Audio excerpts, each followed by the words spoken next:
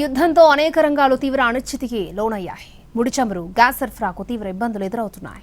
భారత్లో వంట గ్యాస్ కొరత ఏర్పడింది. దాని ప్రభావం పర్యాటక నగరం విశాఖ హోటల్స్పై పడింది. కమర్షియల్ సిలిండర్ల సరఫరా లేక దేశంలోని 20% హోటళ్లు, రెస్టారెంట్లు మూతపడ్డాయి. విశాఖలోనూ అదే పరిస్థితి రాబోతోంది.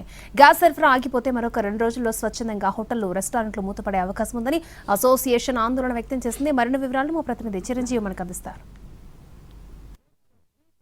పశ్చిమాసియా దేశాల్లో ఏర్పడినటువంటి యుద్ధ పరిస్థితుల వల్ల ఇప్పటికే ఇంధనం, గ్యాస్ ఇవన్నీ కూడా ఇబ్బందులు ఎదుర్కొంటున్నాయి. అనేక రంగాల్లో ఈ ఇబ్బంది ఎదుర్కొన్నప్పటికీ ముఖ్యంగా ఇప్పటికే హోటల్స్ రంగం మీద కూడా ఇది తీవ్ర ప్రభావం ఏర్పడింది. గత 2 రోజుల నుంచి చూసుకుంటే ఇప్పటికే దేశంలో ఉన్నటువంటి చాలా నగరాల్లో హోటల్స్ వాళ్ళు చాలా ఇబ్బంది పడుతున్నారు. ముఖ్యంగా యూజ్ చేసేటువంటి ఎల్పీజీ అన్నీ కూడా షార్టేజ్ అనేది స్పష్టంగా కనిపిస్తుంది. మరి ఈ షార్టేజ్ అనేది ఏ విధంగా ఉంది అనేది ప్రస్తుతం మనతో మాట్లాడడానికి విశాఖ చెందినటువంటి ఈ హోటల్స్ అన్నింటిని కూడా ప్రెసిడెంట్ ఉన్నారు. ఆయనతో మాట్లాడే ప్రయత్నం చేద్దాం. సార్ చెప్పండి, ప్రస్తుతం ఏ విధంగా కొనసాగుతుంది పరిస్థితి, ఎలా ఉండబోతుంది, ఎలాంటి సిచ్యువేషన్లో ఇప్పుడు ప్రస్తుతం హోటల్స్ అన్ని కూడా రన్ అవుతున్నాయి?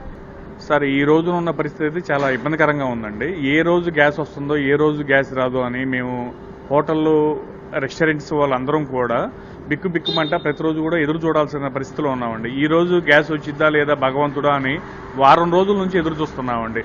ఇంకా చెప్పాలంటే ఒక సెటప్ ఉన్న హోటల్ వాళ్ళకైనా కానీ కొంతలో కొంత బెటర్ అండి. చిన్న సంస్థలకైతే రోజుకి 1 సిలిండరు, 2 సిలిండర్లు, 3 సిలిండర్లు వాడే వాళ్ళకైతే ఆల్రెడీ 10 days నుంచి సిలిండర్ దొరకట్లేదండి.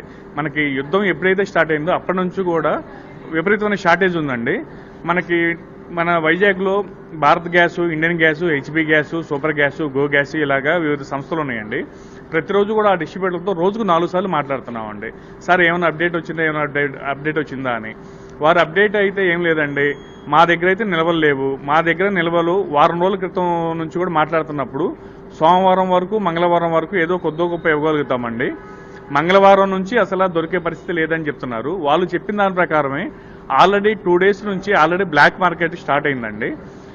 వారం రోజుల క్రితం మనకి సూపర్ గ్యాస్ వచ్చేసరికి 1300 ఉండేది, అది 1700 అయిందండి. ఈ రోజున మిగతా వచ్చేసరికి 2000 రూపాయలు దాటిపోయినాయండి. ఆల్రెడీ హెచ్పీ గ్యాస్, ఇండియన్ గ్యాస్లు ఇవన్నీ కూడా అవి 19 kgs అండి, అవి 2000 రూపాయలు దాటిపోయినవి. ఈ విధంగా కంటిన్యూ అయితే మాకు చాలా ఇబ్బంది అండి.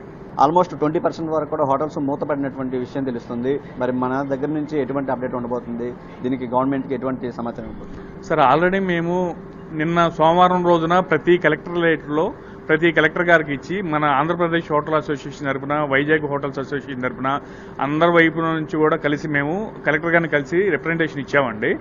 గ్యాస్ కొరత రాకుండా చూడండి, గ్యాస్ కనుక కొరత వస్తే మేము చాలా ఇబ్బందులు అవుతాం. మాతో పాటు మీరు ఒక హోటల్స్ ఇబ్బందులని కాదండి, దీనివల్ల వచ్చే టూరిజం వల్ల అవ్వచ్చు, హాస్పిటల్స్లో పేషెంట్లు అవ్వచ్చు, కాలేజీలో స్టూడెంట్స్ అవ్వచ్చు, వివిధ రకాలుగా మనకి ఫుడ్ దొరకకపోతే చాలా రకాలుగా ఇబ్బందులు పాలవుతామండి అని రిప్రజెంటేషన్ ఇచ్చామండి. కలెక్టర్ గారు వాళ్ళు చెప్పడం ఏంటంటే అలాంటి ప్రాబ్లమ్స్ ఏమి లేవు, అంత ఇబ్బంది లేకుండా జరుగుతుందని చెప్పారండి. ఆల్రెడీ మేము వారం రోజుల క్రితం మేము ఆంధ్రప్రదేశ్ హోటల్స్ అసోసియేషన్ తరఫున, తర్వాత సౌత్ ఇండియన్ హోటల్స్ అసోసియేషన్ తరఫున, నేషనల్ హోటల్స్ అసోసియేషన్ తరఫున మేము సెంట్రల్ గవర్నమెంట్కి రిప్రజెంటేషన్ ఇచ్చామండి. వారు వచ్చేసరికి ఎట్టి పరిస్థితుల్లో కూడా హాస్పిటాలిటీ రంగానికి ఇబ్బంది లేకుండా, గ్యాస్ కొరత లేకుండా చూసుకుంటామని చెప్తున్నారండి. కానీ అది ప్రాక్టికల్గా గ్రౌండ్ లెవెల్లో అది జరగడం లేదండి. ఆల్రెడీ బ్లాక్ మార్కెట్ స్టార్ట్ అయింది.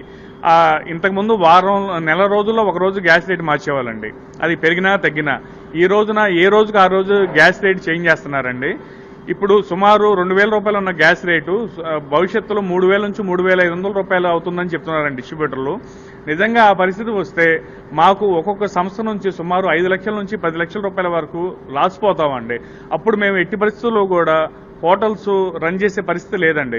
మా అంతటా మేము స్వచ్ఛందంగా బంద్ ప్రకటించే పరిస్థితిలో ఉందండి.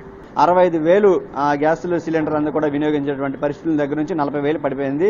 తర్వాత ఇదే పరిస్థితి ఇంకా 2-3 రోజులు కొనసాగితే మాత్రం అది దాదాపుగా ఇంకా సగానికి కూడా పడిపోయే అవకాశం ఉంటుంది. దాంతోపాటు బ్లాక్ మార్కెట్లో కూడా ఇదంతా కూడా దందాగా నడుస్తూ మొత్తం ఎక్కువ రేటుకు అమ్ముతున్నటువంటి పరిస్థితి. ఇప్పటికే నష్టాల్లో ఉన్నటువంటి ఈ ఆదిత్య రంగ హోటల్స్ ఇవన్నీ కూడా ఇటువంటి పరిస్థితుల్లో ఈ విధంగా ఇబ్బందులు ఏర్పడితే మాత్రం ఇంకా భవిష్యత్తులో చాలా వరకు నష్టపోయే అవకాశం ఉంది. కాబట్టి దీని మీద కేంద్ర రాష్ట్ర ప్రభుత్వాలు దృష్టి పెట్టాలని చెప్పేసి హోటల్స్ అసోసియేషన్ అధ్యక్షులు చెప్తున్నారు. కేవలం ప్రసాద్తో చిరంజీవి, ఎన్టీవీ, విశాఖ నుంచి.